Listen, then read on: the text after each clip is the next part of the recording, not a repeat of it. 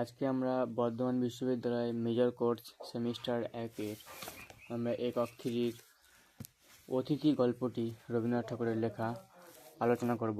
এটি 6টি ভাগে বিভক্ত করা হয়েছে। তার মধ্যে প্রথম ভাগটি প্রথম পরিচ্ছদটি আমরা আজকে পড়ব। প্রথমে লেখক পরিচিতি আমরা জেনে নিই। রবীন্দ্রনাথ ঠাকুর জন্ম 1861 খ্রিস্টাব্দে এবং মৃত্যু 1941।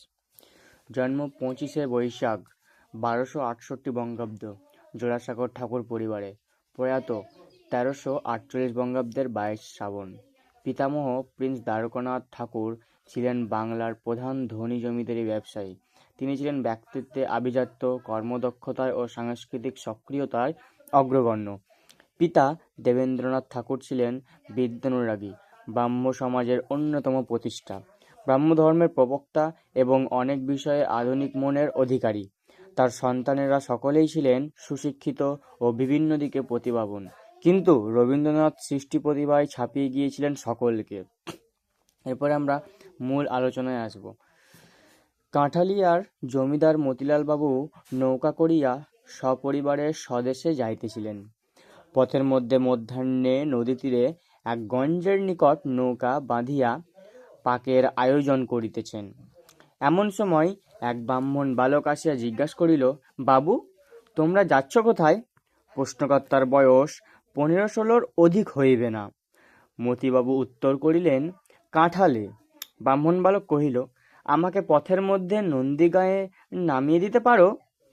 বাবু সম্মতি প্রকাশ করিয়া জিজ্ঞাসা করিলেন, তোমার নাম কি? ব্রাহ্মণ বালক কহিল, আমার নাম তারাপদ। গৌরবর্ণ ছেলেটিকে বড় সুন্দর দেখিতে, বড় বড় চক্ষু এবং হাস্যময় ওষ্ঠাধরে একটি সুললিত শৌকমার্য প্রকাশ পাইতেছে। পরিধানে একখানি মলিন ধুতি, অনাবৃত দেহখানি সর্বপ্রকার বাহুল্য বর্জিত।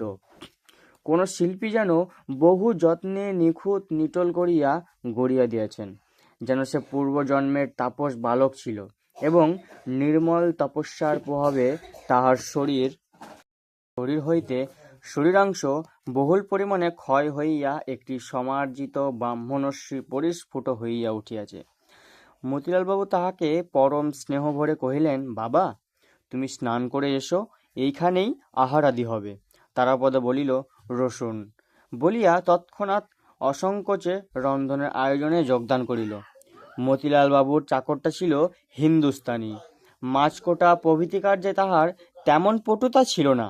তারাপদ তাহার কাজ নিয়ে লইয়া অল্পকালের মধ্যে সুসম্পন্ন করিল এবং 2-1টা তরকারিও অভ্যস্ত নৈপুণ্য সহিত রন্ধন করিয়া দিল।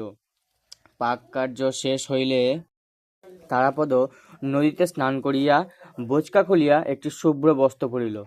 একটি ছোট কাঠের কাঁকই লইয়া মাথার বড় বড় চুল কপাল হইতে তুলিয়া গ্রীবার উপর ফেলিল এবং মার্জিত পৈতার গোছা বক্ষে বিলম্বিত করিয়া নৌকায় মতিবাবুর নিকট গিয়া উপস্থিত হইল।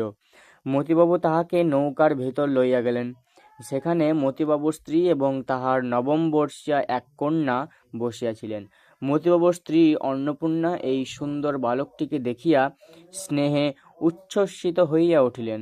মনে মনে কহিলেন, আহা, কাহার বাছা, কোথা হইতে আসিয়াছে? ইহার মা ইহাকে ছাড়িয়া কেমন করিয়া প্রাণ ধরিয়া আছে। যথাসময়ে মতিবাবু এবং এই ছেলেটির জন্য পাশাপাশি 2খানি আসন পড়িল। ছেলেটি তেমন ভোজনপটু নহে। অন্নপূর্ণা তাহার অল্প আহার দেখিয়া মনে করিলেন সে লজ্জায় তেমন ভোজনপটু নহে। তাহাকে এটা ওটা খাইতে বিস্তর অনুরোধ করিলেন, কিন্তু যখন সে আহার হইতে নিরস্ত হইল তখন সে কোনো অনুরোধ মানিল না। দেখা গেল ছেলেটি সম্পূর্ণ নিজের ইচ্ছা অনুসারে কাজ করে, অথচ এমন সহজ করে যে তাহাতে কোনো প্রকার জেদ বা গো প্রকাশ নাই। তাহার ব্যবহারে লজ্জার লক্ষণও লেশমাত্র দেখা গেল না। সকলের আহারাদির পরে অন্নপূর্ণা তাহার কাছে বসাইয়া প্রশ্ন করিয়া তাহার ইতিহাস জানিতে প্রবৃত্ত হইলেন। বিস্তারিত বিবরণ কিছুই সংগ্রহ হইল না। মোট কথা এইটুকু জানা গেল, ছেলেটি 7-8 বৎসর বয়সে স্বেচ্ছাক্রমে ঘর ছাড়িয়া পলাইয়া আসিয়াছে। অন্নপূর্ণা প্রশ্ন করিলেন, তোমার মা নাই? তারাপদ কহিল, আছেন। অন্নপূর্ণা জিজ্ঞাসা করিলেন, তিনি তোমাকে ভালোবাসেন না? তারাপদ এই প্রশ্ন অত্যন্ত অদ্ভুত জ্ঞান করিয়া হাসিয়া উঠিয়া কহিল, কেন ভালোবাসবেন না? অন্নপূর্ণা প্রশ্ন করিলেন, তবে তুমি তাকে ছেড়ে এলে কেন? তারাপদ কহিল, তার আরো চারটি ছেলে এবং 3টি মেয়ে আছে। অন্নপূর্ণা বালকের এই অদ্ভুত উত্তরে ব্যথিত হইয়া কহিলেন, ও মা, সে কি কথা? 5টি আঙুল আছে বলে কি একটি আঙুল ত্যাগ করা যায়? তারাপদর বয়স অল্প,